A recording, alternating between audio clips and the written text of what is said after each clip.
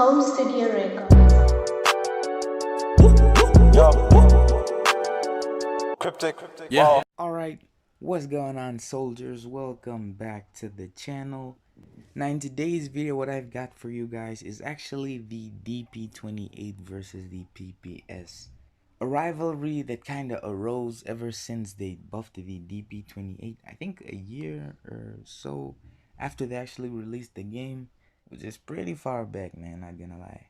Now I did make a video on this 10 months ago, but as you guys know, the recent update that actually changed the stats of every weapon kinda affected the whole rivalry thing. Before, the PPS would be better, but now it's kinda more complicated than that, man. Now before we do start, I just want to apologize because I can't really make that accurate of a video because obviously the weapons I have here, stats are kind of too different, so I can't really compare them fairly. It's kind of unfair. But that's why we'll actually be comparing the max damage as well as the max fire rate of both of these weapons. Alright boys, so here we've got the Dp28, and this weapon, man, ever since that buff, this thing is pretty much like a mini RPD or a mini Browning for me, man.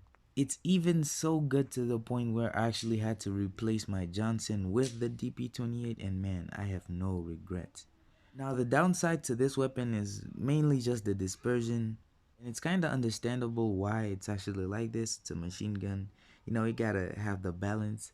The Browning as well as the RPD also have such dispersion, so hey.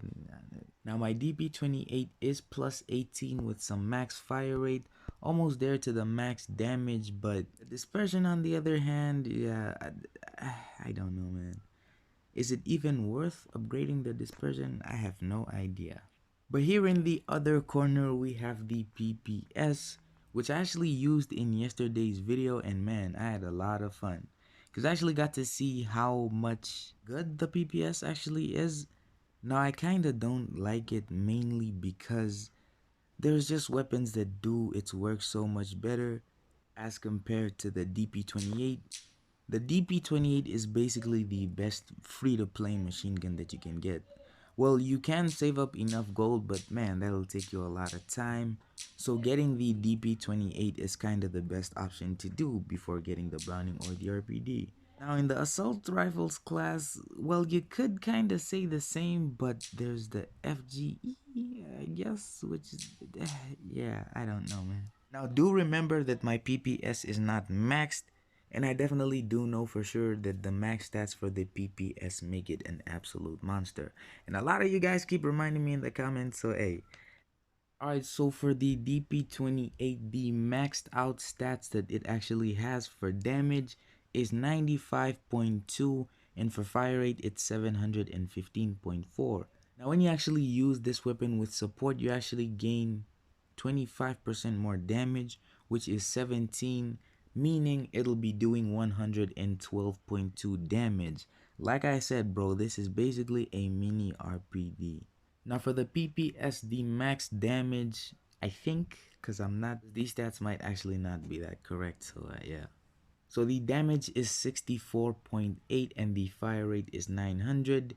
And when you actually use assault armor, you get an additional 15% damage, which is 7.2, leading to 72 damage. Now I couldn't kind of do the same for the dispersion because it's kind of harder, but basically as you guys can see here, the PPS has better dispersion. For the Dp28, it kind of just jumps around and shoots everywhere. So I pretty much say the weapon to go with if you want a sustainable weapon which is good for most ranges, I'd pretty much say go with the PPS. But the thing about the Dp28 is, once you actually line up all your shots and a person is, let's say, from mid, somewhere there at mid range, bro, this thing kills super fast. That's 112 damage, bro.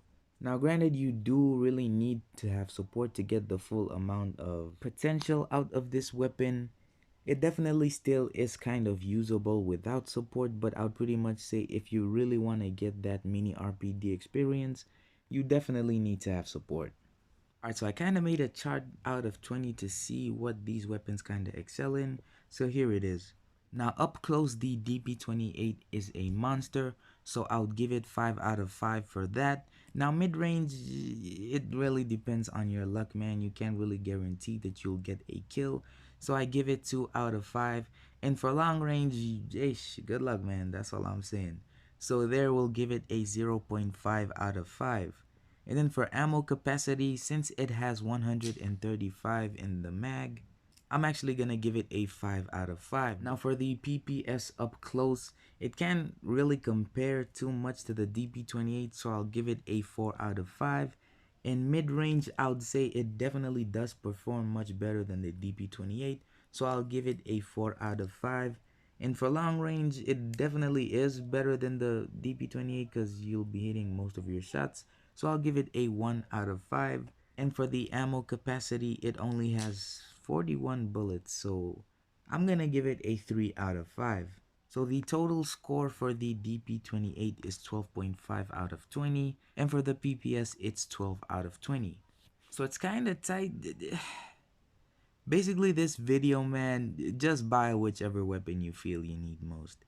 If you want a mini RPD, buy a DP28, and basically if you want a stable weapon that'll kind of do you good in most scenarios, pretty much go with the PPS. But anyways, boys, let me know down in the comments which weapon you guys think is better, and yeah, I'll see you guys in the next one. Peace. Yeah, shit. Now I'm back on my shit. Probably taking